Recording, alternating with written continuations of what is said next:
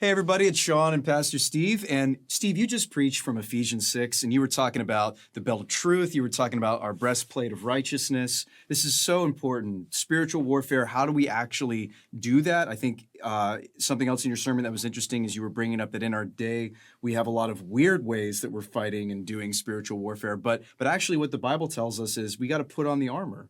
Do you want to talk to us more about that? I do. Thank you. So somewhere in the sermon, we got into the belt of truth, and maybe the main point there was the belt of truth means you have spiritual, biblical convictions fastened to your soul, fastened in your psyche, so that you've really absorbed them and they're really yours. And I read a little piece, actually a kind of a long piece for a sermon, out of this book, J.C. Ryle's book, Holiness. This is my copy. I bought it in '89, and I just thought you might like to see the book. Probably doesn't have the same cover on it anymore. But the interesting thing about this book is you notice this corner up here? So you've heard of the phrase dog-eared? That's like when somebody takes their page and they turn it over, and I do that a lot.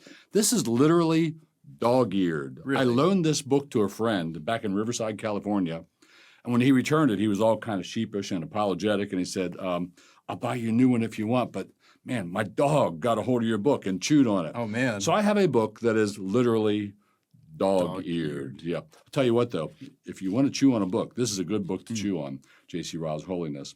So thought you might like to know about the book. But also I want to say this. So one of the big impressions we should get from Ephesians chapter 6 is that it's war.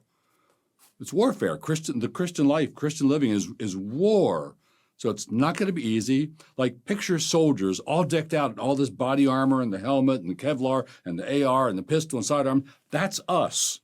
Mm-hmm. We're at war. We're not like Christians who are on vacation. Don't picture on the beach scene. Picture soldiers, there's battle, there's stuff flying everywhere, there's fire, there's smoke and all that. That's where we are. It's war.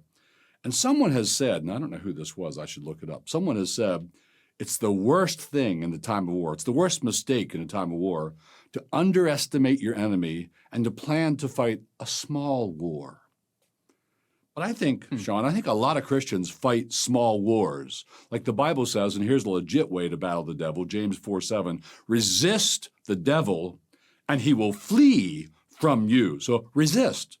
Mm-hmm. So resist means, come on, put up a fight. Push back.